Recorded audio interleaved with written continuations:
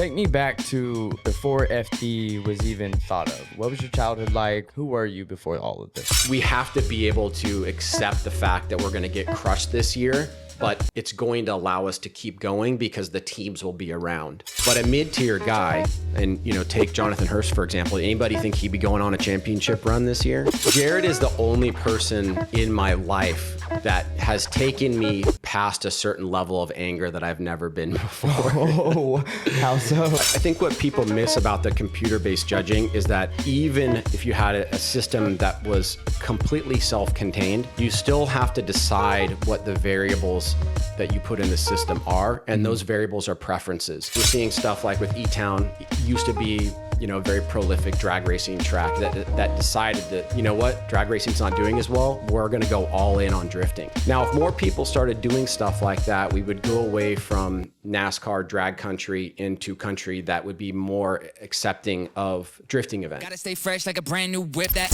new smell, switching it up, too stale. They try to text, leaving my bread, switching the phone. Welcome back to the #1 Drift podcast on YouTube. I am Dawson, and we've got quite the special one for you today. This is Ryan Sage. This is probably the biggest podcast we've had so far. But first, don't forget to subscribe. If you look down below the video and that button is still red, go ahead and click it and hit that bell notification so you don't miss a single episode. This probably will be a little bit of a longer one, so sit back and kind of enjoy it. But this is Ryan, like you said, so I'll kind of let you give the rundown on yourself. Yeah, I'm not an overly in the general public person, but people would probably know me. I co-founded Formula Drift 20 years ago, and right now I'm the current acting president. So that's pretty much my day job. That is pretty much 99% of my life, besides family and a couple other things. But yeah, that's how I spend my time in the drifting space. That's crazy. How does it feel to be the president now? It's very interesting on a lot of different fronts. My partner, when we started the company, we were like yin and yang. We were kind of opposites in a certain way, but we were really, really tied to each other. So kind of balanced each other out. We balanced each other out. He was really good at some things and I was good at some things. And so with all that, we kind of helped each other in areas where we were weaker. Yeah. And, when you're around somebody for 18 years, you definitely develop a very deep bond with them. So when that went away, it certainly changed the dynamic of the operations of the company. Just because when you have two people that are working on the company, working on the brand, and they're kind of treating it like a co-CEO type position, when you strip that away and there's just only one, the dynamic really does change quite a bit. There's just things that are going to be different just because there's one less person. You don't have that extra input. Don't have that extra input, but there's also things that you gain from it. We've been able to be, I think, a lot more efficient. I don't have to have discussions, that can sometimes roll on for weeks or months about a certain topic. We can just say, hey, this is what we're going to do. And just do it. And that comes, there's more risk with that, obviously. And that's where I think it's been tough for me, is knowing that, pretty much all falls on my shoulders. Yeah. I'm sure it comes with a lot more reward as well, too. I think so. Yeah. And, it's been, this will be the second full year of that, basically. And it's been probably the greatest time of my professional life to be able to do it with our current team that stuck around with me and has gone through this whole kind of process, and it's been really amazing. That's awesome. Well, I won't touch on too much of how Formula Drift started. I know Jacob Gittins over on the Formula Drift podcast handled that phenomenally. So if you guys want to see that, I'll actually leave that in the description for you guys to check out too. But what I want to start off is where did the idea for that podcast come from? So going back about 2 years ago, there was an industry kind of veteran guy. Do you remember Modified Magazine? Yeah. Okay. Yeah. So there was a guy that used to work there, and he did a couple other things in the industry. This guy, Frank McGuire. And Frank has started a podcast kind of like organization that's unrelated to automotive stuff altogether. Gotcha. And, you know, he contacted me and said, hey, you guys should be doing a podcast. And, you know, my kind of response to that was, yeah, that's great, but I just really don't know, you know, who the host would be and how we would manage it. And he was like, no, I'll take care of the whole thing. I'll propose it to you guys. Way. Yeah. And then we'll figure out how to do it. And, you know, what that kind of turned into was a discussion about like who the host would be very, very quickly. Cause that's more or less the foundation, right? Prime subject.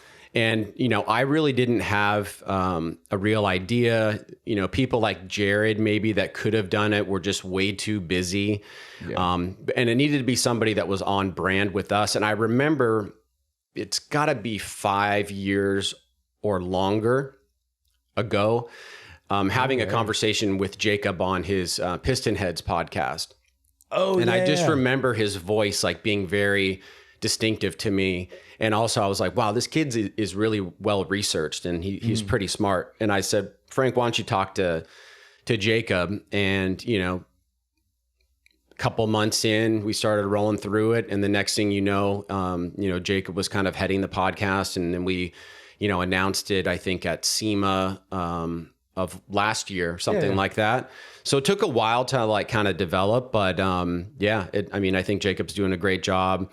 There's so many stories in the series that we don't really get a chance to tell. And the long form conversation, I think is, for me personally, is really appealing, you know, coming from somebody that has listened to Rogan for, you know, tons of years. I like that long form style. I didn't know if it would gravitate towards, you know, the fans or anything like that, but he does a really good job in like trying to pull out maybe some of the things that the hardcore fans want to hear. Not just the snackable content that's really, really short, but longer stuff where you can kind of get into the behind the scenes. I agree with that because a lot of people, it's like known for people to say that whenever you see a driver talking on camera, especially at an event, they just sound like a professional driver. Like there's a very distinctive way they talk, I guess, and you kind of get to break that down in a long format setting. Yeah. That's literally why I did this too. So I love that. That's well, nice we definitely love what you guys are doing for sure. I mean, I started watching probably, I don't know, maybe like 6-8 months ago, something, maybe a little bit longer. How long have you been doing this? It's almost a year now, I think. Okay. It's getting close. I remember seeing some clips come through my feed and it was like, oh wow, these guys, this is actually like kind of professional. Yeah. And I remember watching it early on, and it's good to see you guys do this. I mean, at the end of the day, for me, what I believe in is trying to support the drifting community. Exactly. Yeah. Insofar as I can play any part of that, that's what's important to me. You know, I've literally dedicated 20 years to it. So I think what you guys are doing is a net positive to, you know, pushing the drifting agenda for a sport that really doesn't get a lot of respect in mainstream motorsports. So, you know, I would say props to you guys on that. I appreciate that. So take me back to like before FD was even thought of. Like, what was your childhood like? Who were you before all of this? Oh, interesting. Way back, huh? So I'm a Southern California boy, born and raised, pretty much spent my entire youth and a good chunk of my young adult life there. When I was in high school, maybe that's a good place to pick up right there. When I was in high school, I was very serious about baseball. It's something that I wanted to pursue.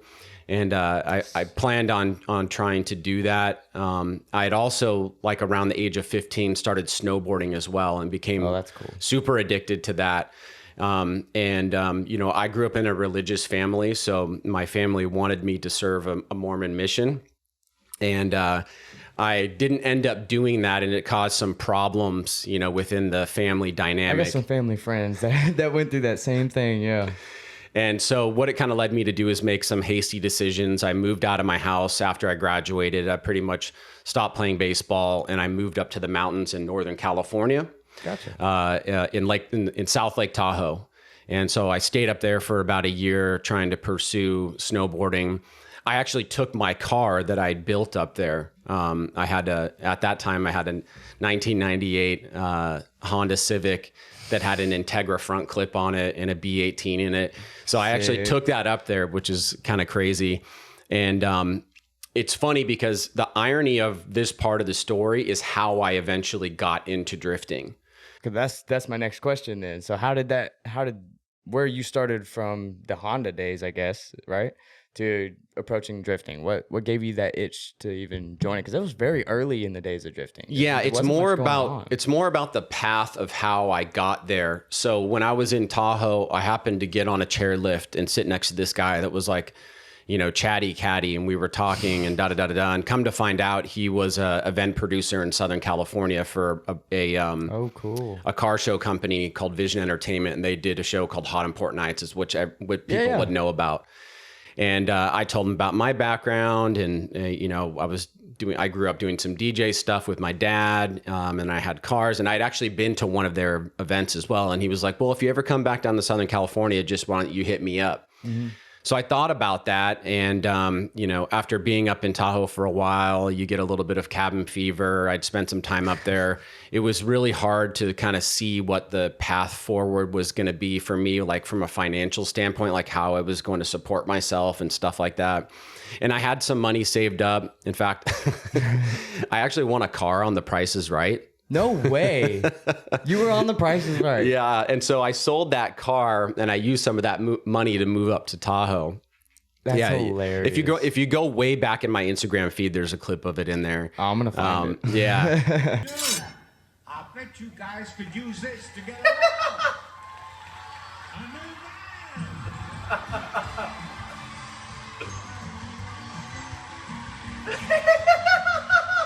And so, but that money was starting to dry up, and I decided, you know what, I'll go down in the summertime and call this guy. And so I ended up giving him a call, and they had an open spot in the marketing department, and I started working there, and I just never stopped. Yeah. And there is where I met my partner, Jim, who they had brought over from a drag racing entity called IDRC, and they were trying to do a nighttime drag race event, and brought him over to kind of lead that. Jim and I became very friendly, and about, I don't know, maybe 6 to 8 months into him working there, we decided to leave and start a company called Slipstream. And Slipstream was the company that eventually did the D1 event. So when we left there, it was kind of, the idea was to basically, what most people would look at as agency work nowadays. Yeah. Our idea was, there's all these companies coming into what people are calling like the sport compact car market at that time. Gotcha. It was Fast and the Furious and la la la and all that kind of stuff popping off. But people were coming in, they were having a bad experience, and then they were leaving the industry. And so we thought that there was a way for us to help people do that correctly. So when they came in, they stayed here and they did it meaningfully. What were some ways that you kind of capitalized on that moment? A lot of it. So we started doing events with some of our contacts at Mazda. We did an event series called Mazda Extreme Street, where we went around to different venues around the country during other race weekends. And then we would bring like modified cars in a car show kind of setting out to the event so they could see that realm of motorsports. Yeah. And then we would take them on the track and do a track lap. And it was supposed to be able to like get young people to come out to tracks. And so we did that. And then, in fact, that's how we made our Road Atlanta relationship. Oh, sick. Yeah. Okay. So we did that. And then we were also helping people with just like general sponsorship activation. We had like JC Whitney as a client and, trying to give them something authentic to do in their event sponsorship side of things. And then all of a sudden we heard that there was a drifting series in Japan that was trying to do an event in the United States, and that they were looking for basically like what we would call RFPs nowadays, like request for proposal. And, at this point, the company was kind of small and we were doing okay, and we had an office, but we weren't like crushing it or anything like that. We were just kind of like getting by. Stuff. Yeah. And, but so we charged up to Amex, and my partner Jim flew to Japan, and we pitched them, and we got that gig. And from that point forward, after we did the D1 event, we were basically 100% committed to drifting. And so we tried to continue working with D1 We wanted to license their brand here in the US. We thought it was like a really good opportunity. They didn't want to do that. They were like, nah, we're cool. We're just going to do this one event. That's it. But it was such a like impactful event from a lot of different perspectives. You know, we got to see what drivers in the United States there were on the drifting side way back in, 2004 or whatever it was. And then also what could be with a lot of the Japanese drivers. And, there was for the first time, there was, like domestic automotive manufacturers doing drifting. So we're like, there's something to this. Yeah. And when they decided that they didn't want to, pursue, an ongoing event relationship with us, we kind of respectfully said like, look, we're going to start our own brand. And so that's how FD was born. That's crazy. So how did you find ways in the early days to promote FD, I guess, since there obviously you had television and stuff like that, but there wasn't the means of social media like we have now? Yeah, no, that's a great question.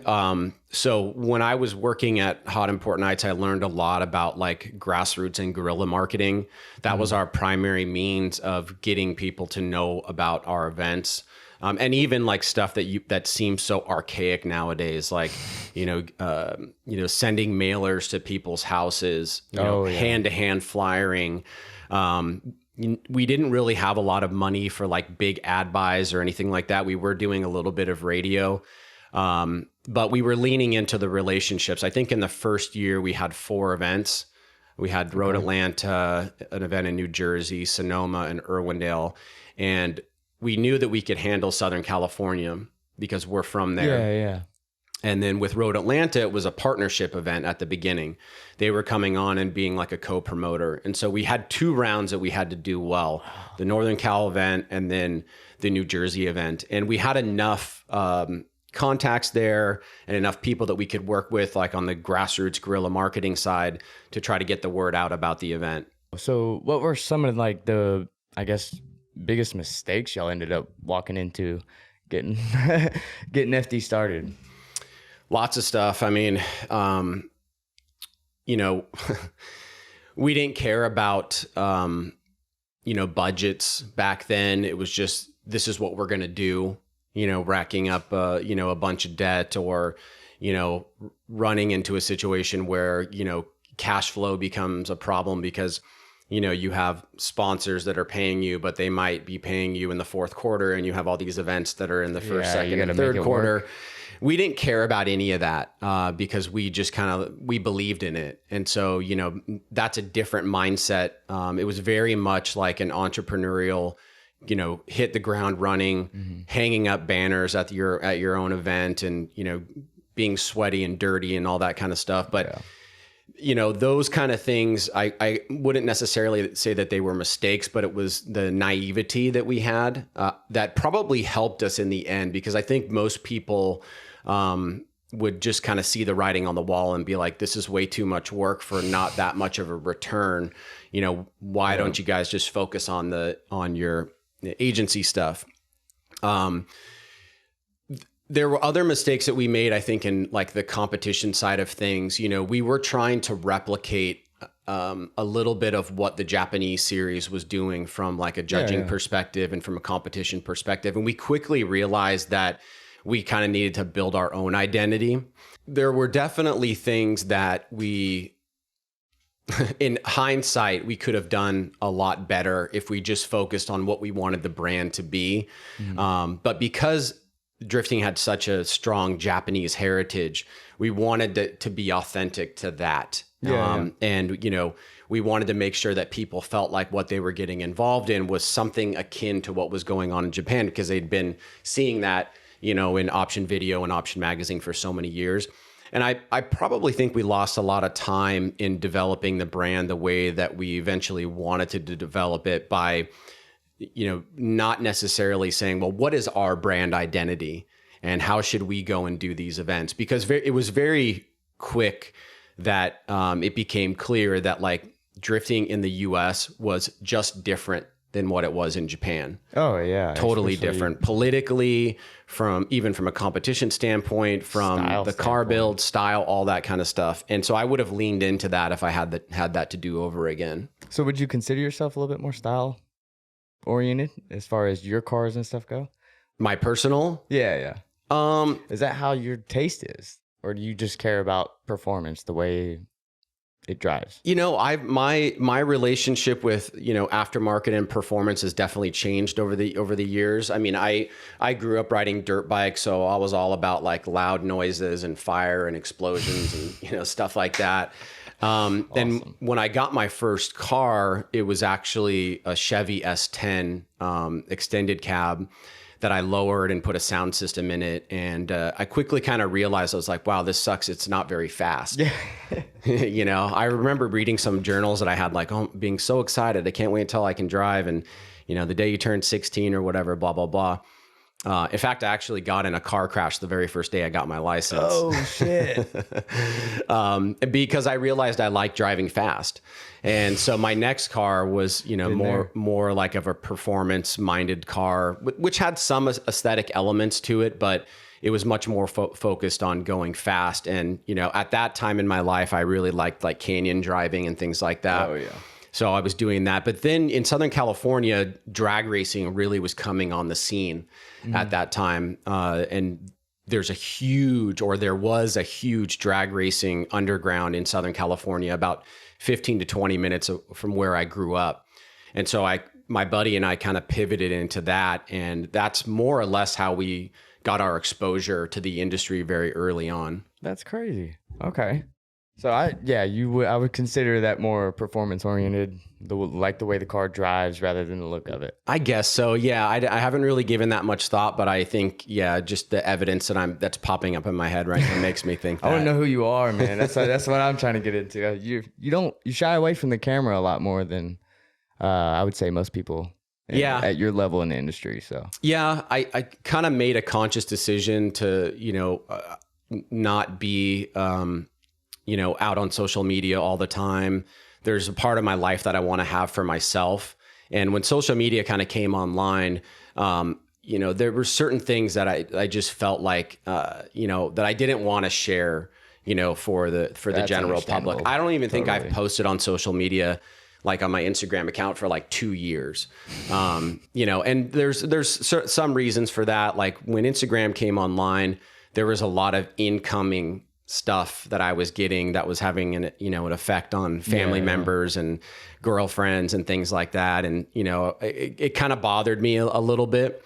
And my focus is on the brand, so that's where I put all of my energy, and, I don't need to be in front of the camera. I mean, I spent a lot of time in front of the camera with the announcing and all that kind of stuff, but that was really due to the necessity of needing to have that position filled and really not having anybody that could do it. I mean, we were very, very lucky in the early years to find somebody like Jared who kind of had this big personality and that could carry the show, because it's not like you can just go, down to the local agency and say, hey, get me a drifting announcer. Yeah, right.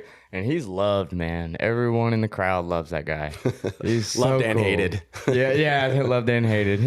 He slips over his words sometimes, but every announcer is going to do that. That's just a given. I'll tell you a little inside secret, and if he watches this, he'll probably get mad. But all right, boys, I want to stop the podcast and tell you guys about today's sponsor, SeatGeek. Now, if you don't know what SeatGeek is, it's an online ticketing platform where you can buy tickets to events like sports, concerts, comedy shows, music festivals, and all sorts of different types of events. They have a super clean and simple platform right on the homepage where it shows you trending events that are happening in your area. And like right now, up at Nashville Super Speedway down the road, there is the NASCAR event going on. So if I wanted to buy some tickets for that, it shows up directly on the homepage. And once you click on that, it shows you exactly where the seats are that are available for purchase, and it actually color coordinates by best deal to worst deal. So after you click on an event and looking at the map, you will see green dots, orange dots, and red dots. All of your green dots are going to be a little bit bigger, which are going to emphasize that those are your best deals. So like this one right here, if I wanted to be smack dab in the middle of the grandstands, I would be paying about $213 each,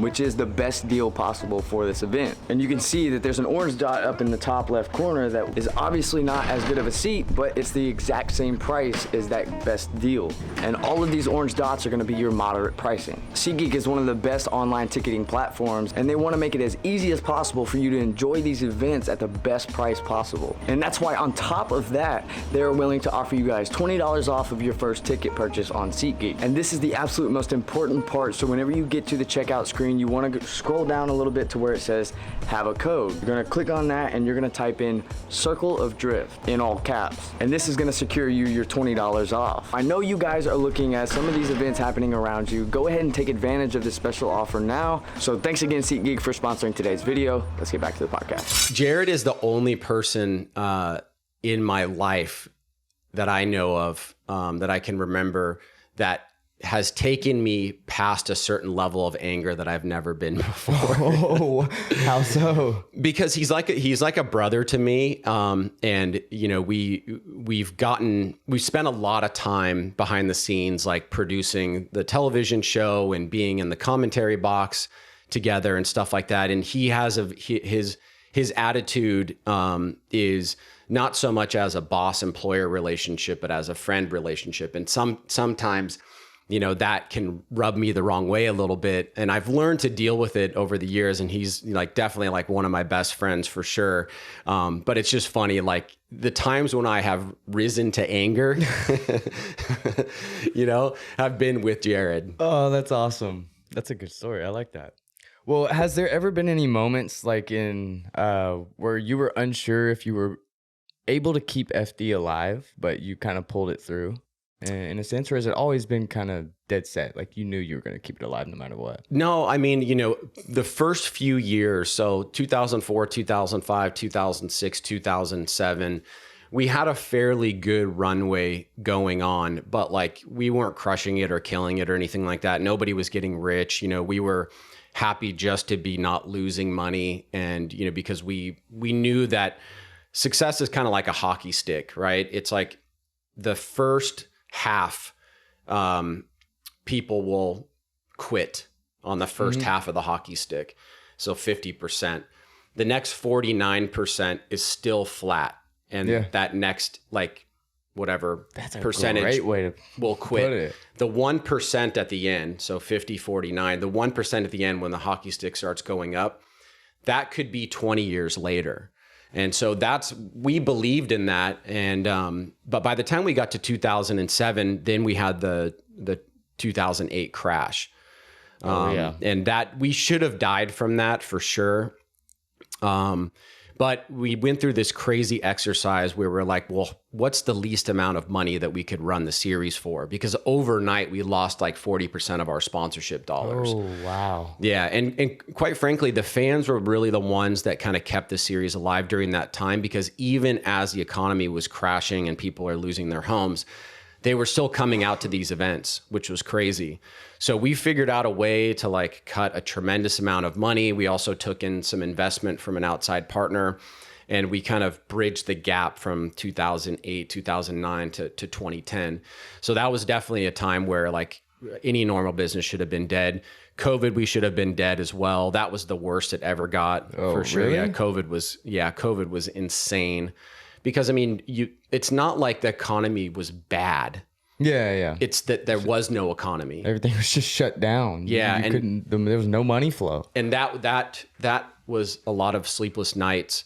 So those are the two big ones. And, you know, I can get into those in more detail if you'd like. But yeah, there's been multiple times where it's like, dude, I don't know, this could be it. Yeah. You know, because I think everybody, you know, from the outside looking in, you don't think about, you know, what the structure of a business is, like a drifting event business, and where like the money is generated from, and how it supports itself and all that kind of stuff. And, you know, I think that's important because a lot of people, especially nowadays, everyone's so spoiled that they see something big and they just expect it to be there always. And they don't think about the repercussions. So like what was the main thing that kind of helped you push through COVID?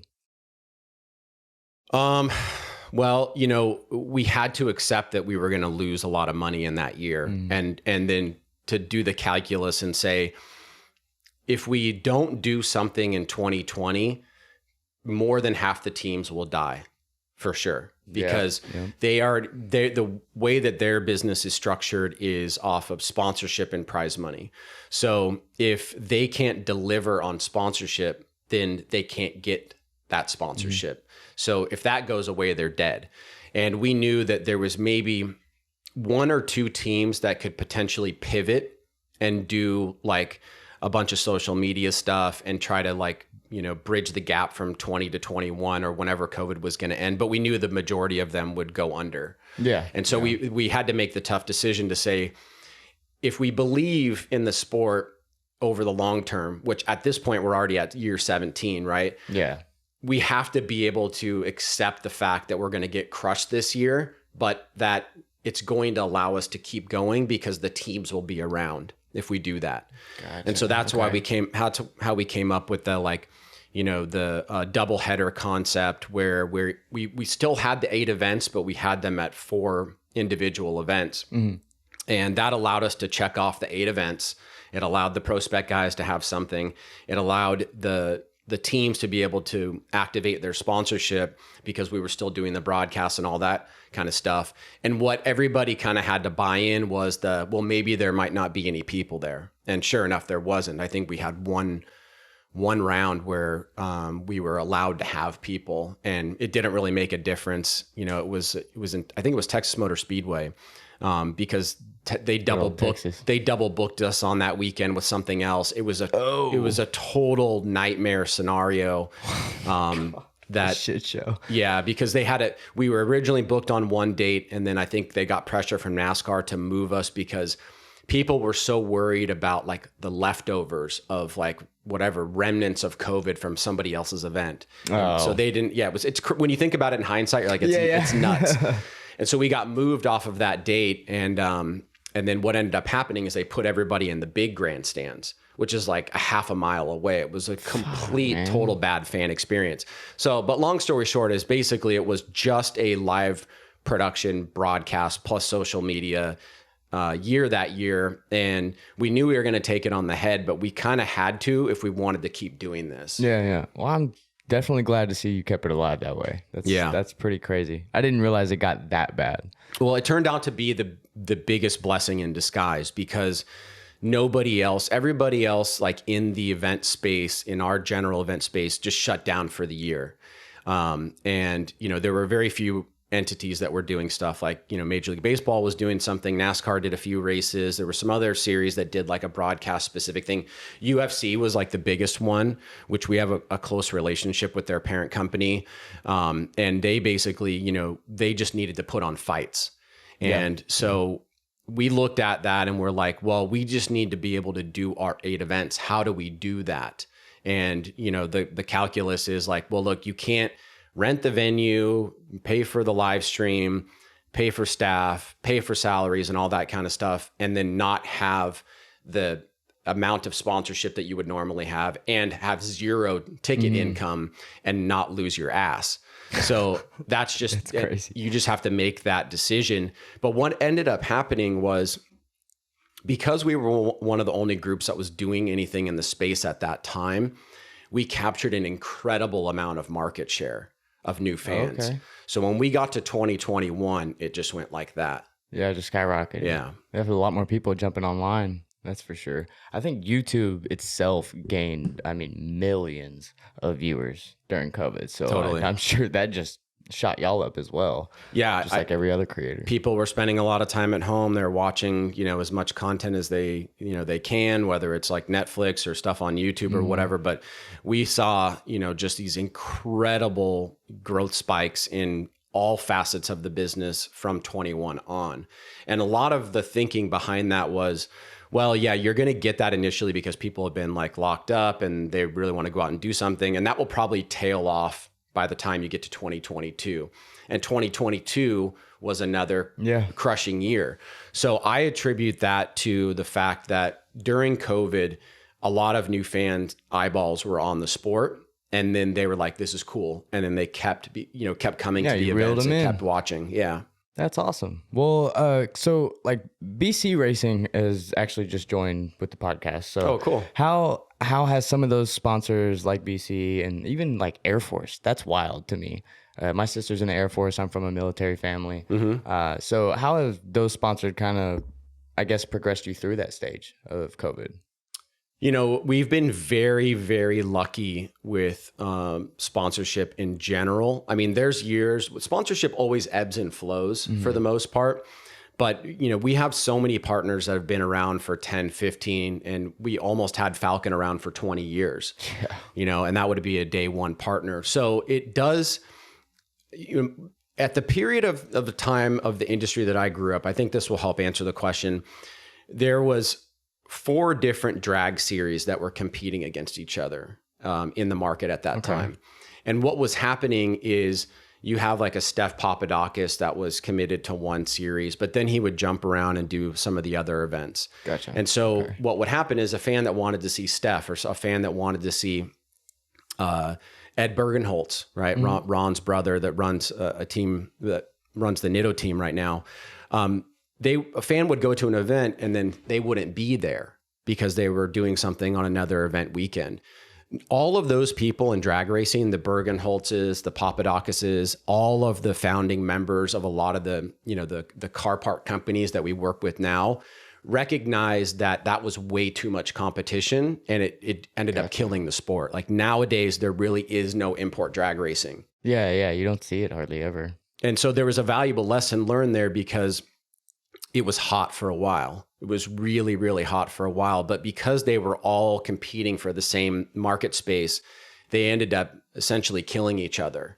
And so when we started doing this, a lot of those people that we worked with, which happened to be some of the sponsorship relationships, recognized that it's important to guide the group that you want to work with and support the group that you want to work with if it's going to be the professional series or whatever. Yeah. So there's been competition over the years for sure against some pretty like heavy hitters, but those people that went through that experience have always been pretty committed to us, because I think they recognize that if they want it to be around for the long term, you have to make sure that you're not, you know, chipping away from the thing that you want to invest in, you know, Gotcha, if that okay. makes sense. No, I totally agree with that. That's actually very helpful.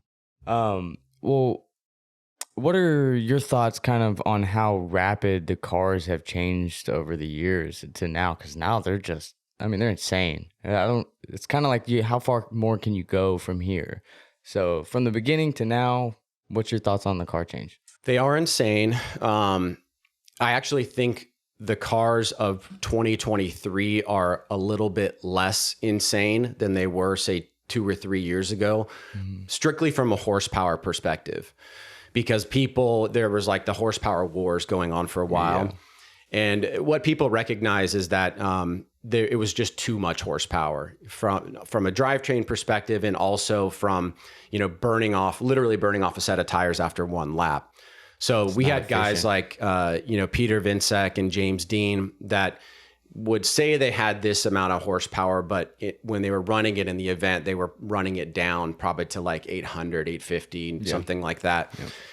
So to protect the drivetrain, and also to get the more control out of the vehicle, because just like burning the tires off didn't really make a lot of sense. So that has kind of gone backwards a little bit. It has gotten more moderate, even though the horsepower is pretty high. But what has gotten better is the technological development of like the suspension, for example. Yeah.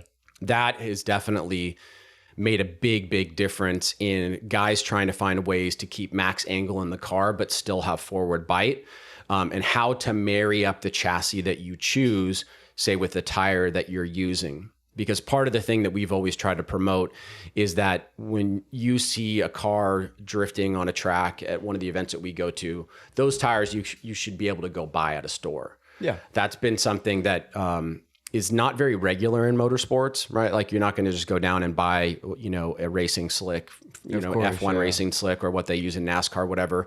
They're just promoting the brand to promote UHP tire sales or something like that. Mm-hmm. Our thing has always been like, this is the tire that the manufacturer uses for this particular thing, and it's used on Von Gittin Jr.'s car. And so there's a little bit more of a sell there. Yeah, try to make it more relevant. But that also comes with complications, because in a non-homologated, non-spec series on the pro side, you have this crazy diversity of vehicles. You have a huge swath of different tire manufacturers, all that we're trying to give parity to in terms of the tire that is used in competition. And you have drivers of different levels and different capabilities in car build. So, that is the best part, I think, about the series from like a technical perspective, is that you do have all of that diversity, but it's highly, highly difficult to regulate so that you can have parity between teams. Gotcha. So that's why we have, a tire to weight ratio rule where at some point it becomes a defeating negative to have too much horsepower or not having the right ratio of weight to tire width. So some guys will add weight to their cars. We allow for some ballast, or they will not take as much stuff off so they can have a heavier car and a wider tire. Other guys will go the other direction. They'll take a smaller tire, 275 or something like that, and get the weight to match up with that car. So for that particular chassis, it will drive more balanced. And so I think that the creativity of that in the modern era is one of the coolest things I think about the sport. It's also one of the most challenging. Yeah. Who was kind of the first person you saw pave the way for that? And all of those incremental little changes to the car to really set the tone in drifting, I guess. In the early days, a company called ASD that was doing a lot of the fabrication and development of the Falcon cars was very, very far ahead of the game. And ASD, I believe, was subsumed by RTR at some point in the recent past. Yeah. And so those elements remain within RTR now. That's why they're top dogs. Sorry. No, for sure. And Steph as well. Steph took what he knew about drag racing and also worked with some really, really smart people and folded them into Papadakis Racing, and they were doing some incredible stuff too. Some of the stuff is oddly simple, and sometimes that is for the better because simple means less breakage. Yeah. Simple means more Less longevity. money. Yeah. And then you get a guy like, say, for example, like Odi Bakshis is probably one of the best suspension developers out there and really knows a lot. And obviously he has his own company and stuff like that. So when you can match all those kind of things together, you will see guys that will introduce new things into the sport that if you don't do that yourself, then you're going to be falling behind. Wow. That's awesome though. I mean, especially with RTR, because like they're just animals in the sport. They take over FD, it seems like. What's I guess your thought on that? Do you think people would be able to keep up with them, like newcomers and stuff, getting into the sport? Oh, totally. I mean, I think one of the coolest things, like yesterday was Sunday, it was a Canadian Grand Prix. It was pretty much a given that Verstappen was going to win, right? Yeah. It's pretty much a given that he's going to win 60% of the races this year.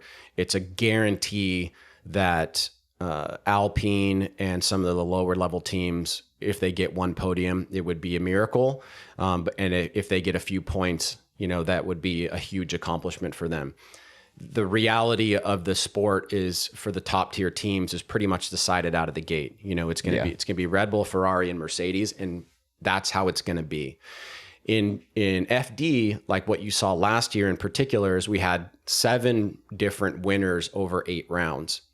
And they were not all the top tier guys. They were some top tier and some mid tier guys. Anybody from Ken Gucci, to the regular guys that you would see. And that for me was a really exciting part of the sport, is that you just really don't know what's going to happen on any given weekend. I think the probabilities for success increase, obviously, from one team to the other. If you're looking at, say, Osbo versus a mid-tier guy. Yeah. But a mid-tier guy, and, take Jonathan Hurst, for example. Anybody think he'd be going on a championship run this year? Did anybody think that he would have almost podiumed last year, or that Jeff Jones would have podiumed last year? Guys that, if you were to look at their budgets and look at how long they've been around in the sport, there appears to be a vast difference between them and the top major dogs. Gap between them. And I think that's because, Kevin Wells, our technical director, has done a really good job in trying to create general parity within the sport where we have control, because it's very difficult to do like horsepower limits. It's very difficult to say you can only have so many different power adders, et cetera, et cetera. The tire to weight ratio has kind of become an equalizer And I think we're almost at a point where that rule could be potentially updated to be even more conservative than it is now. But what that's allowed a lot of teams to do is focus on trying to develop a good car that's competitive, but then a lot of time on their driving experience. And so that's why you'll see some of these guys that you didn't even know about 2-3 years ago, all of a sudden that are consistently making it into the top 16, consistently make it into the top 8. And I think that that will continue to happen because it just doesn't happen in other forms of sports. Like you already know the betting odds ahead of time of Verstappen getting a podium. And that's most of motorsports. Most of motorsports is I can put this amount of money in and I should be able to get this result out. And in drifting, there's just way too many variables. Oh yeah, you got a big risk going into that. Well, it's when Adam LZ joined FD, how did that kind of push FD even more? Because I know that brought a ton of his fan base to the sport. So was the viewership just skyrocketed? Did it help money wise? Not directly money wise. I mean, he contributed about 5% of the overall audience the very first year that he was in. When 5%. We've looked at, wow. But that's not nothing. That's about 600,000 fans. Yeah, that's about the 600,000 viewers per round, or in aggregate. So yeah, for sure, he contributed to bringing in new fans and all that kind of stuff. It's not when we do a broadcast, it's not like a television broadcast where the ratings determine how much money we make. Yeah. It doesn't matter if we do a million views or a million viewership on any given weekend or 1.2 or 1.3 or 800,000. The sponsorship money stays the same because it's not like when you go and buy a commercial on television, it's based off of the ratings. It's based off Nielsen reports.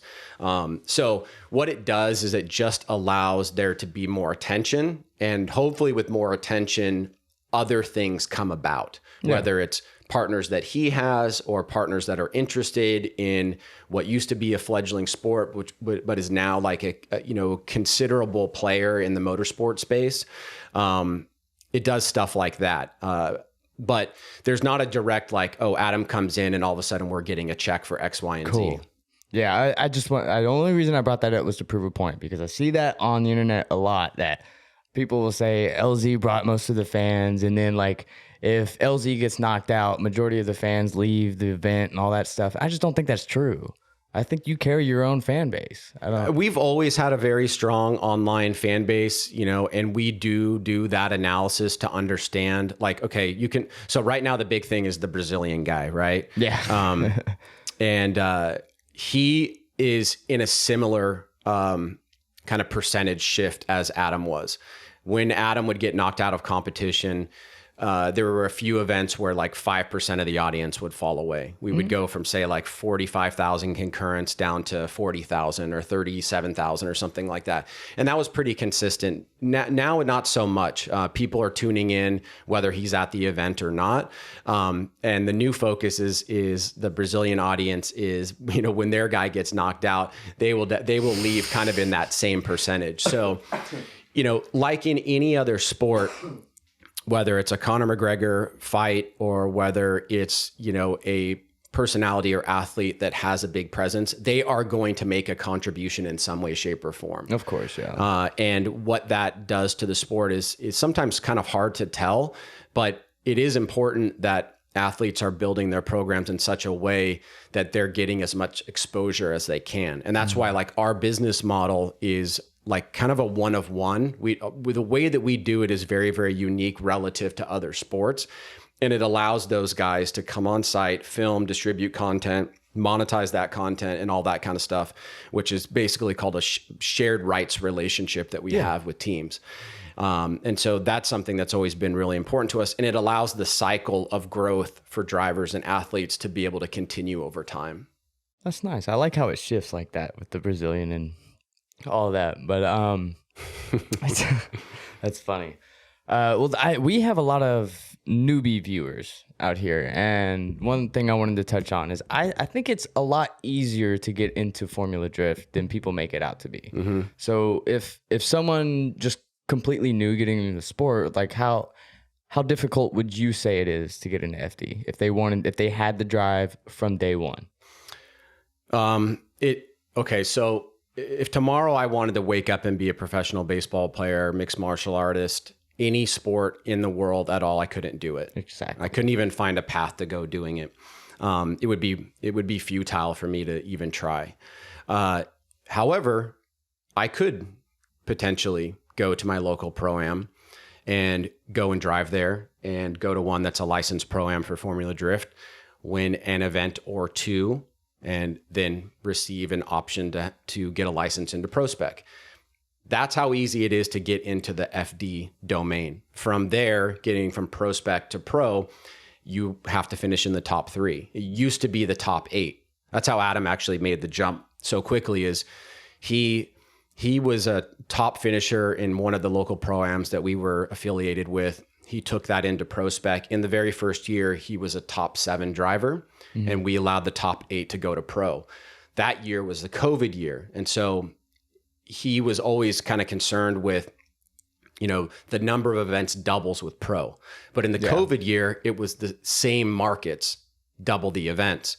So he jumped up in 2020 to Pro because he finished above the top 8. And so he jumped from Pro Spec to Pro. And so, for somebody like him, or if you look at like a JTP, if you go way back to, way back in the days, JTP was a unknown driver that was doing local pro-am stuff in his RX-7. And 3 years later, he was a top pro. Yeah. See, that's what I've always loved, is because there's only one gap between just a newbie driver and then pro, pretty much. Like baseball, because I did the same thing. I played baseball. Like, that's what I wanted to do with my life. But as soon as I got into high school, I'm like sitting there trying to figure out how to promote yourself. There's no way really to do that and gain eyeballs from colleges and stuff. You had to kind of rely on your coaches to do that. Right. And you just would never get you anywhere. And so I've always found it extremely interesting that you only have to cross that one bridge, and then as long as you got the motivation, you can get there. It's one of the best and worst parts of what we do, because anybody with the right mentality that has the commitment could, in principle, become a pro in 2 or 3 years. And, at the same time, you do get, for some people, kind of a weekend warrior mentality. And I always try to discourage that and say, if you have a weekend warrior mentality, if you're out here just to like have fun and hang out or whatever, there are other people that are actually trying to do this for a living, and the level of commitment they have versus what you have is way, way different. Yeah. And so, we are trying to provide an environment in which people can go and pursue and live their dreams. And to be able to do that, there is hard work that has to be done, right? Yes, it's easier, but it shouldn't be easy. Yeah, it should be the amount of effort that you put in should be equivalent to something that you want to have as the foundation of your life from a profession standpoint. And that means you have to work hard. Of course, that work hard, dedication. I preach the hell out of that. Well, do you see like teams like RTR kind of scaring away some of those newbies? All these big guys with such, refined programs. Like, it's down to a science, it seems like. Do you see that scaring away people? I don't see the scaring away. We talked about Hurst. He's a great example, but there are other people. Okay, well, let me just say this. The mentality of a drifter that I come across is the kind of mentality that they think that they're the best drifter in the world. Mm-hmm. And I kind of think you need to have that. It's got to be kind of a psychopath. You kind of, yeah. It's like, if you want to be the best at something, you have to be so transparent in your own mind that you are the best, that it doesn't matter who you're going up against in battle, that you can take them out.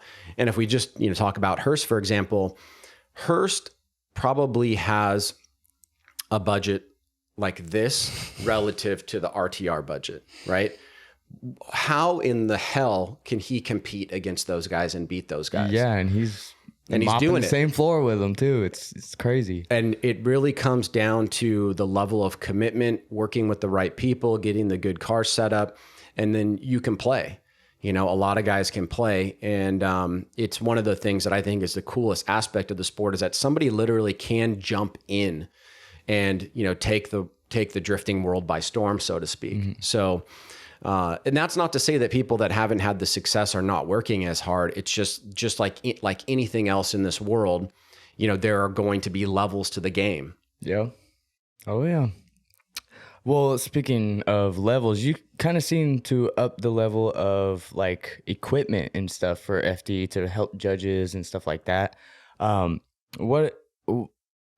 you have anything from this year that you've changed? Because there's been a lot of drastic changes, I would say, that for certain you want to change for next season. Well, I think so. For many, many years, there was a big debate about trying to get judging to be more automated. Like somebody, would have a fanciful idea that, you should just get a bunch of computers, set the variables in the computers and just go and do it. And I've always kind of been against that because I don't really, even if it's possible, I think it's very, very difficult to do. But I think one of the greatest things about the sport is that everybody gets to be a judge. And that part of what pushes the sport from a social perspective is people debating calls and talking about why this person should have won over that person. That doesn't mean that I like, all the shit talking and all that kind of stuff and, fuck this guy or whatever else. I'm not a huge fan of that. I think a lot of it is, pretty gross. Of course. But I do think that it needs to be done by humans with a certain tool set. And the tool set can be for things that are just not possible for humans to be able to do on their own. So like the things that we've invested in, for example, are trying to pull the telemetry data off the cars. Because what has happened in the development of these cars over the years is that they do things that are counterintuitive. Like I've literally have a driver tell us in a driver's meeting, well, now when I brake, I go faster. Okay. And what he was referring to there was basically essentially left foot braking, allowing him to do something faster than if he didn't have that tool to use. We used to have a brake light on the front part of the dashboard that would show when braking was occurring. And it used to be something that we used in judging. But then as the cars were getting so grippy and so fast, there was tons of left foot braking. Left foot braking became the norm. Yeah. So we don't need the braking inputs. What we actually need is the physical data coming off the car. Like, for example, what direction are the G's moving in? Left, right, front, center, things like that. Yeah, that's actually more important because you could literally be left foot braking and on the throttle at the same time. So what you would see if you're looking at like a computer output is you would see braking input plus throttle. And who cares about that? Yeah. What we care about is what the car's doing. How fast is it going? What G's is it pulling? So those have been areas where I think we've made some real progress. Not perfect, but it has helped us in areas where in the past we would pull telemetry data for very specific examples. Like we wanted to find out whether or not in a collision, this guy was slowing down or the other guy was speeding up. And then we would learn something new and we'd be like, well, we fucked that one up. or the judges would say that something like that. If I knew that, I would have gone the other way. But because it looked like his suspension was settling down into the front, it looked like he actually was braking. Well, that's just the way his car's set up. In fact, he was not decelerating. It was the other guy that was moving at higher pace that probably caused the accident. Gotcha. So to have all of that information in real time is an area that we want to go to. We have it now in an analog sense with the light strips on the car.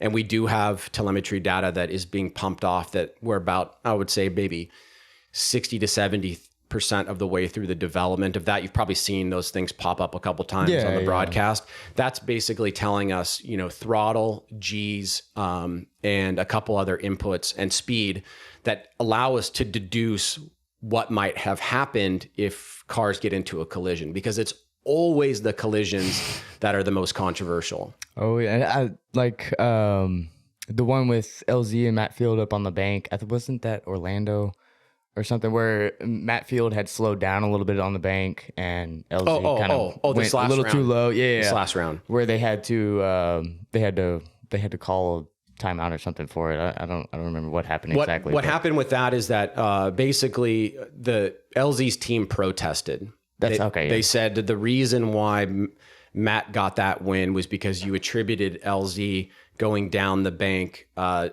LZ's own mistake. We want to say that the reason why he went down the bank was because Matt made a correction in the car. And whether or not that scared him, you know, or surprised him, maybe that's a better word to use, or he actually felt like he needed to make an adjustment in the car. The reason that happened was because A caused B. Yeah. And so if you have A causing B, you can't say that it was a mistake for LZ. You have to say that the mistake that LZ made was because of field. Wow. And in reality, they did a really good job on their protest. It was probably the right call to reverse it. But they did, when you look at the data, they do happen very, very close to the same time frame. That's awesome to see. Cause so what's probably the best example where that data has come in handy? Cause I'm sure at Long Beach and stuff, places like that, like you have to look at that stuff because there's so much decel and acceleration in Long Beach and a lot of wrecks. Surprisingly, Long Beach is like one of the least controversial venues that we have. Really? Yeah. And it's probably because it's a venue that has all walls. When you have cars when you don't have walls and you have cars that can drive to the edge of the track, there are things that you can get away with from a lead driver perspective that if you had a wall there, the car would be completely totaled. That's why people have collapsible bumpers now, right? Yep. Is they're trying to, on the wall tracks, be able to hit the wall, collapse it by 8, 10, 12 inches or whatever, and it not affect the attitude of the car. So Long Beach, we do have some controversies there from time to time. Usually it has to do with contact. Who was at fault for contact. Like one I can tell you that we spent a lot of time researching is 2 or 3 years ago, maybe 2 years ago, in either the final battle or like the semifinals, it was Chelsea Denofa versus Vaughn. And Chelsea was leaving outside zone 2, going into outside zone 3, and he grabbed a little e-brake real quick, and Vaughn smashed into him. It was a really hard wreck, really hard wreck. Now, in the traditional way of drifting, you grab the e-brake, that's telling me that you're slowing down or you're making an adjustment. The old school way to think about it, the way that cars would have been driven back in the day. Now that is just basically an adjustment, and doing that adjustment, especially in that circumstance, may not lead to any deficit in G's. Yeah. But because he hit the e-brake, we saw the wheels lock up, and then we saw Vaughn smash into him. The fault was on Chelsea. Turns out, after looking at that data, yes, he did pull the e-brake, but he maintained momentum.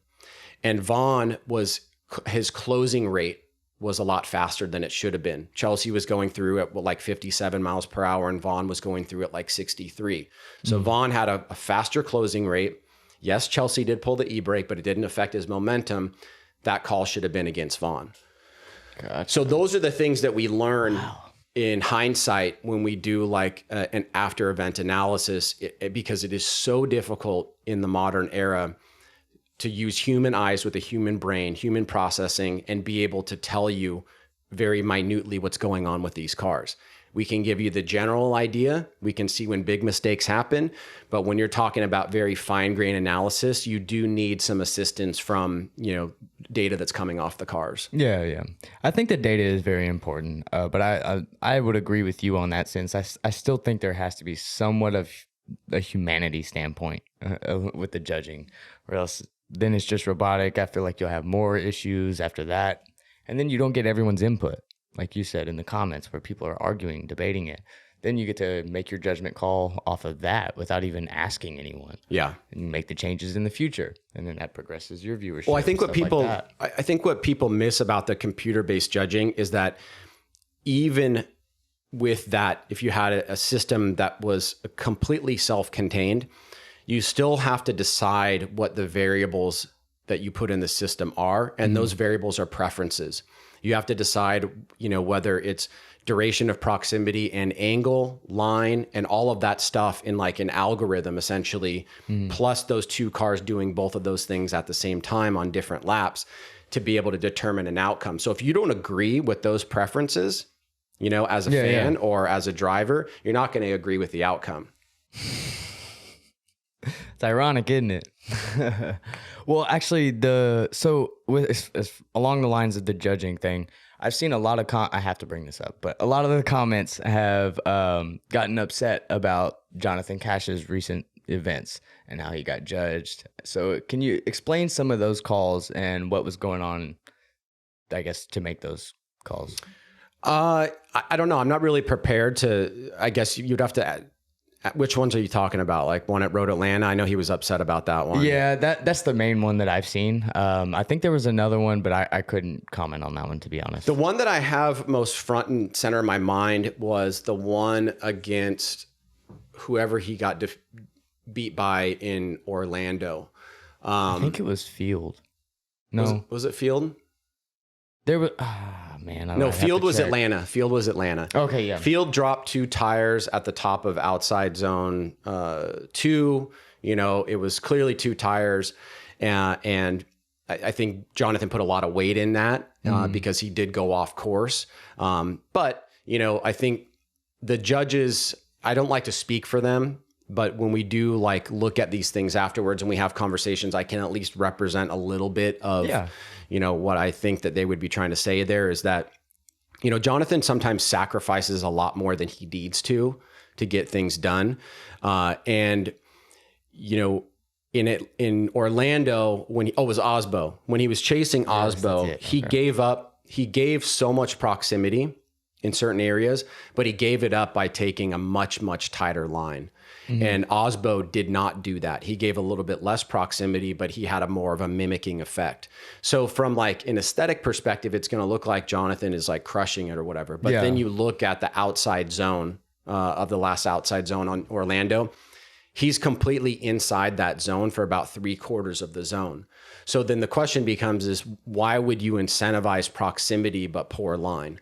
And that's, you know, that's a question we have to ask ourselves as a series is, do you want to, and, you know, Drift Masters does something that's kind of like this, is that proximity is preferred over line in a certain sense because it's more spectacular. Seeing a car close to another car is more spectacular. It's not easier though. You know, it's harder to have proximity and angle at the same time. And that's why we preference that nuance. So I can't really speak, you know, in an educated manner to the exact nuances of his particular battles. But generally speaking, and like the conversations that I've had with him, I think he could have won more battles or won those battles if he had actually pulled back a little bit and focused more on driving the line. I agree with that. I just think that would give people a lot better perspective. Yeah, I mean, you know, all people see is the camera. So, especially you're just watching at home, you're just seeing what's on camera, and that's very deceptive in itself. There's a lot of things going on. There's, you know, we do protect the drivers in the drivers meetings. I've tried personally to take notes out of the drivers meeting and say, hey, this is what was said, what's going on, because there's a lot of people that, you know, they want to have some level of privacy in the drivers meetings. There's also complaints from teams, other team members, other drivers that say, well, this guy's hogging up all the time in the drivers meeting. You know, we don't want to know about that. We want to know about this, but they don't like raise their hand and say anything. So there's a lot of like really crazy stuff that goes on, you know, in those meetings from time to time. Thankfully, we have a lot of the same historical events, so they're not that much different. But, you know, with it, then what ends up happening is you have, say, things that are said in the drivers meeting that try to get relayed into the live stream, that try to be relayed as best as we possibly can to the fans in some particular sense.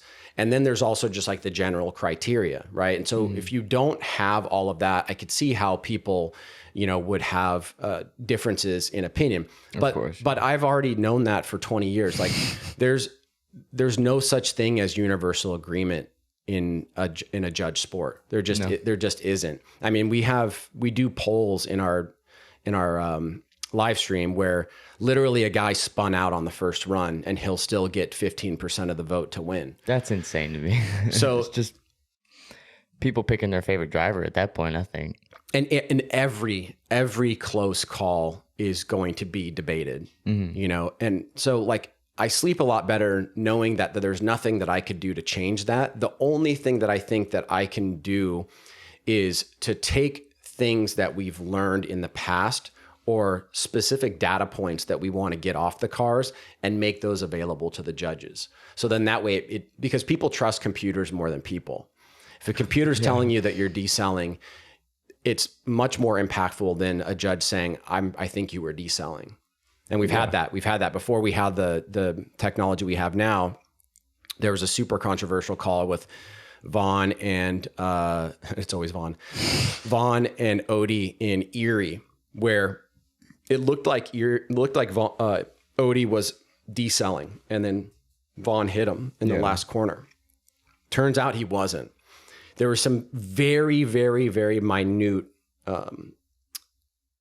decelling from Odie, but it did not meet our threshold, not even close to our threshold, right? Because you depending on how tight you go, there's always going to be some perforation in the data. But he was not decelling. It looked like he was off throttle, but he was still carrying momentum, and then Vaughn hit him.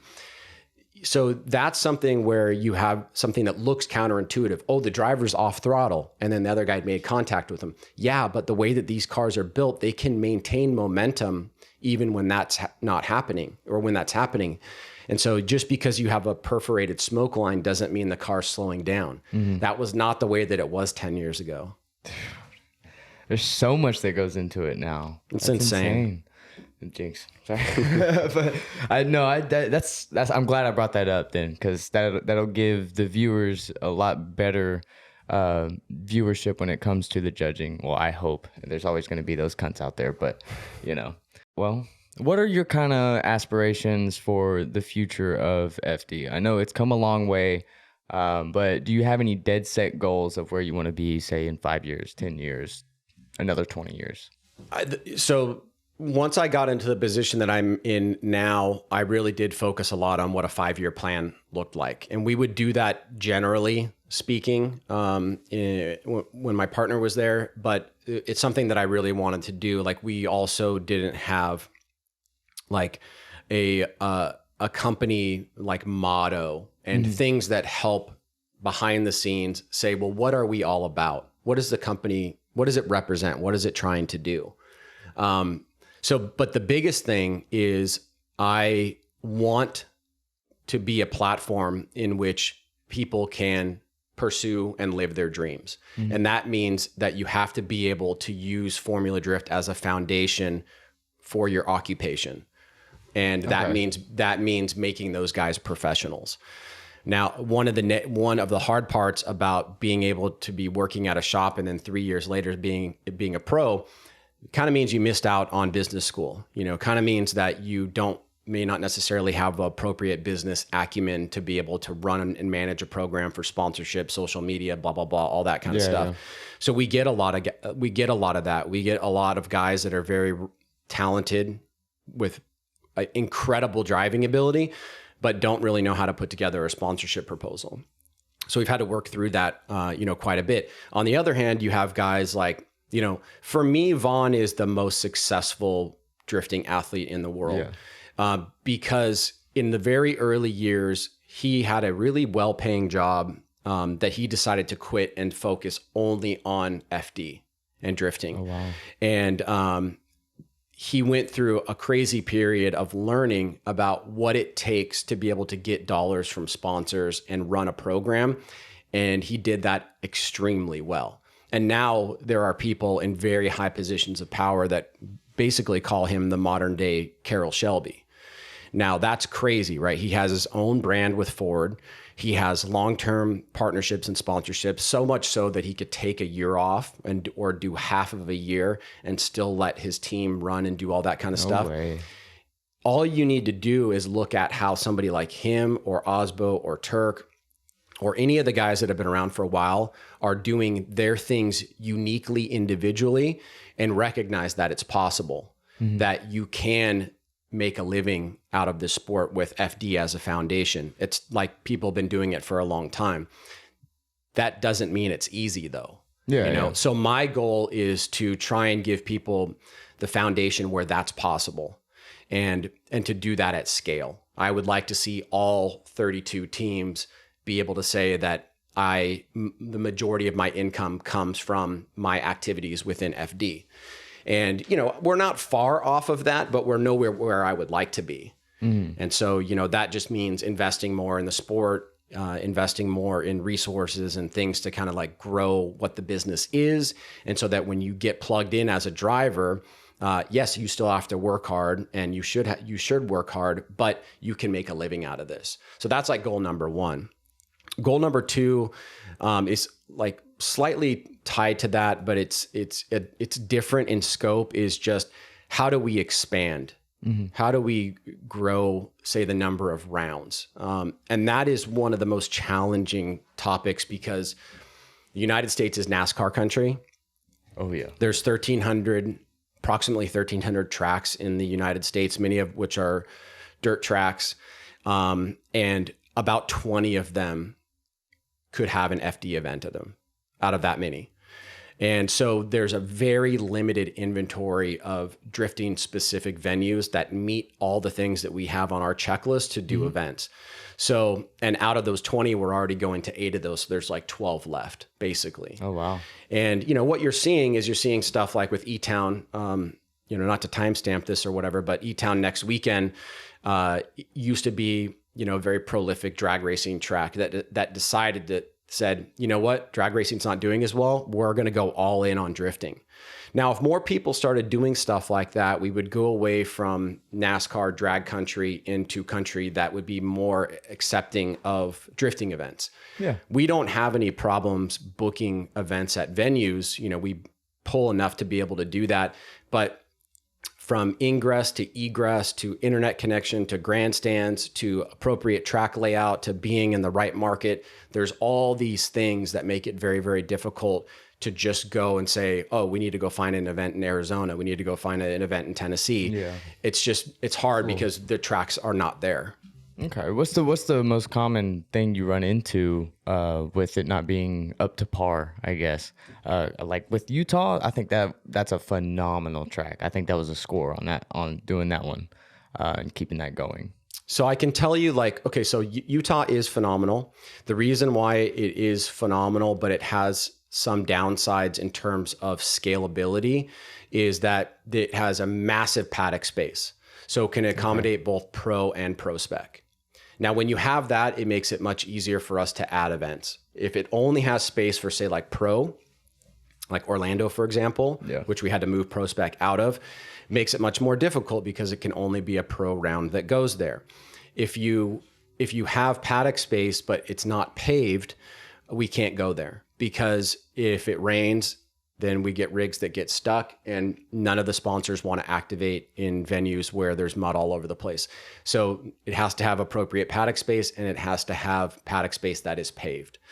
The second part is that it's got to have at least enough grandstands to fit the numbers that we need to have for sponsors and drivers to be happy to go there. Now, the unique thing with Salt Lake is it doesn't have that. It has a very, very small grandstand, but it has a Road Atlanta style type of setting where many thousands of people can bring their own chairs and sit, on that grassy knoll.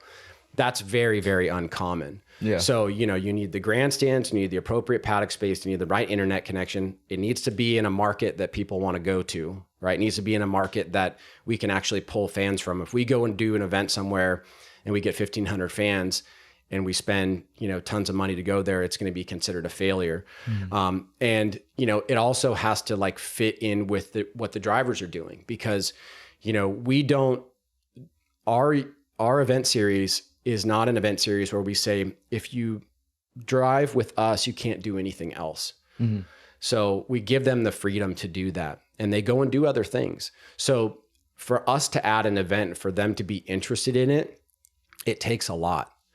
Because it's one more weekend that they have to prepare. It's one more event that needs to be funded. And it's one more thing that could go wrong. And so it has to be something that we could sell back to them. So even if the series wanted to expand to 9, 10, 11, 12 events, that's only 50% of the question. Because yes, we would have to go find the funding for those additional events, but so would the drivers and teams. And their appetite to do that might be different than ours. Wow. Don't think about that at all. Well, I mean, that pretty much covers it for me, man. That was a lot of good value. Cool. You gave a lot of good insight on FD. I think people will be able to walk away from this, have a little bit better understanding. Anything you're thinking of asking that you're like, nah, I don't want to ask that because maybe it's like too hardcore or whatever. Like I'm open book, so go for it if you want. No, I'm good. I'm good. I like the only one that I really wanted to ask about was the cash thing, just because he's a hometown hero, Yeah. and I know I would have got a lot of shit for that if I didn't ask.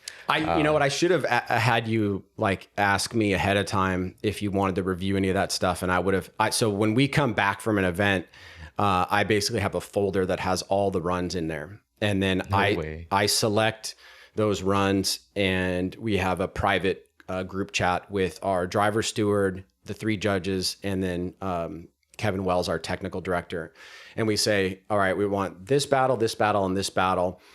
You guys were split on this. Mm-hmm. I don't understand this. I don't understand the logic behind this decision. And we want to know the data analytics on this to see if we can learn anything. And so that's our process afterwards. You know, I'll go back, I'll watch the entire broadcast all over again. And then we'll go and sit down and go through the runs and say, we think that's the baseball in you going and watching film. Totally. And then go through all that and say, do I feel good about the way that things are being explained to me? Or is there something that we could have done differently here?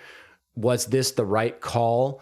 What things, if we had it, would have been able to better inform us about those results? Like, you know, there's like this ongoing joke with the judges, like they preference certain drivers or whatever. I don't even think they even know who the sponsors of our series are. I believe that. They don't care about that. And it's such a horrible job to inflict on a human being. You would have to be getting paid millions of dollars to do something that's going to piss off a large majority fan. I mean, one of our judges got off social media altogether because it's like, I can't deal with this. He's like, I love you guys. I want to work with you, but I can't deal with this. And I'm getting married and da. So I'm just not going to be on social media anymore. So don't tag me in anything. I'm out. Wow. You know, and so it's not worth it for them. There's no incentive for them other than to try to call it straight. The reality of what it is that even if you have the most robust criteria, a close call is a close call. That's why it's called a close call. And the close call means that you could go this way, you could go that way, you could go down the middle. So when you see a split decision, it's not like one guy is mentally insane and the other guy is competent. It's that one little thing that was attributed to this guy going this way, that the other judge thought it should be attributed to that guy, and then it goes that way. So you can see the logic breakdown in all of them if you look at it.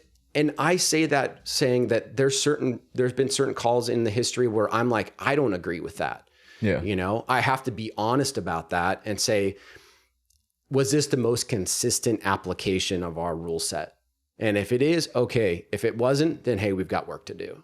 What scenario is probably the worst call you've seen from just solely your perspective?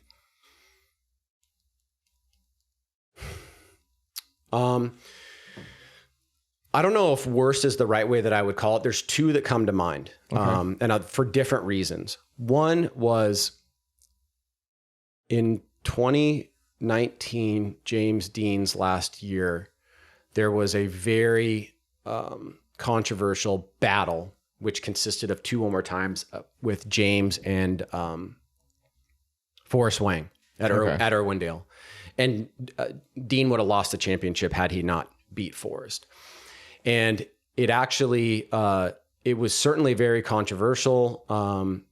You know, Dean was driving with low angle behind Forrest for most of the runs, but he had good proximity. And the reason why he was driving with low angle was because he wasn't, I don't want to speak for him, but this is my assessment of it. Yeah. He was not prepared for the speed that Forrest was going to be driving at.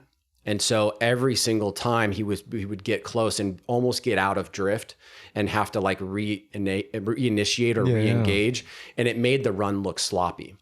And so he did finally end up making those corrections, but the bridge had been burned at that point. Everybody thought that either Forrest should have won. It should have been in his direction, run 1 or run 2. And it actually made us sit down and actually put a rule in the rule book that says that you must know your opponent. You must know the tendencies of your opponent. It's not an excuse to drive at low angle with proximity just because the other guy actually is slower. If he is slower, what we want you to do is stay a little bit further back and then attack at the appropriate time. Don't dive right in, go to low angle, and expect that the proximity is going to get you through that. So that was one of them, and that was super controversial. The one from this year was actually Dean and Osbo in Road Atlanta. Yeah. So Dean and Osbo, and in hindsight, like now I understand it, but in the moment, because I'm doing different things at the events. I used to be, when I was commentating, I knew every detail of every run, but now I'm doing more behind the scenes stuff. So my experience is different now. But when I remember watching it, I was like, what the hell is going on here? Dean, it looked like Osbo just absolutely smashed him in the chase position. And he did.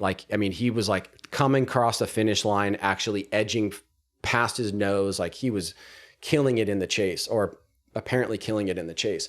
But what had happened on the lead was that Osbo had essentially blocked Dean from gaining any proximity by taking a line that didn't look bad aesthetically, but that did not allow Dean to attack. So yes, Osbo was able to do that because Dean gave him a good lead to attack, but not the inverse. And so if you were looking at it, what you're seeing is a gap created from Osbo to Dean and Osbo on Dean's ass. And I was, when that result went down, I was like, what the heck? But then I heard Vaughn say, off to the side, I'm really happy that they saw him do that, because that's usually not something that you would expect. And that made me think about that. What was he talking about there? And so he was talking about the thing that one of our judges explained to me was the reason why I went that direction was because, Dean has a grippy car. He's got a fast car. He can put it on Osbo's door. He wasn't allowed to do that because of the lead run that Osbo drove. So in the moment, in real time, I was like, dude, that seemed like a crazy call. Yeah. Ex post facto, afterwards, looking at it in detail, talking to the judges, talking to somebody like Vaughn, I understood why, right? And that's really all that really matters is, do I understand? And is it consistent with the application of the rules? Awesome. Well, I think I would agree with you on that. Especially, you have to expecting what the driver is going to be able to do, especially like Forrest Wang. He's got a very stylish car. He cares more about style than horsepower. So you have to know he's going to be a lot slower. So I think that's very important. But yeah, that's pretty much all I got for you, man. All right, that cool. was great. I really appreciate you coming down here and coming on the podcast. It's absolutely my pleasure. I'm really excited to be, in this part of the country, and I appreciate you giving me the opportunity. Of course. Maybe next time I'll come out to an event or something and do it with you. Let's do it. Hell yeah. Well, that's it for this one. Give me your best advice to anyone just getting into drifting. This is at the end of every episode, so I have to. The best advice that I've heard from guys that are actually professional drifters is it has to do with seat time. Mm-hmm. I think that's the most important thing. That is only 50% of the equation, though. The other part of the equation is you do need to have a good understanding of how to run a business. You could be the best driver in the world, and we've seen it, but you have zero business acumen. You will make it 1 year and you'll burn out and be done. Mm-hmm. So there's got to be a combination of those two things. And ideally, if you can get it to where you can focus on the driving and your team can focus on the business side, that's going to be a win-win. Now, not everybody can have that initially right out of the gate, but that should be, in my opinion, the approach. And if you can learn a little bit of the business stuff along the way, like somebody like Yvonne did, and make the right connections, those connections will continue to pay off over time and time again. And, you know, if you don't have those two components, it's going to be really tough on you. Awesome. I think that's great advice. A little different than what most people say, so that's perfect. Well, if you have anyone you want to give a shout out to or plug yourself, anything like that, go for it. No, I mean, I hope everybody, you know, tunes into the broadcast and have fun. Drifting is fun. It's supposed to be fun. It's supposed to be happy and uplifting and exciting. Smile a little bit. Enjoy it. Yeah, damn it. Fucking smile for once.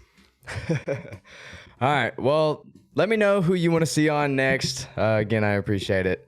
But that is it for this one, guys. Go ahead and hit that subscribe button, and we will see you next week. Peace. Yeah, look, they said that I couldn't do it, was so awesome. I went and did it. W's only, you know I've been winning.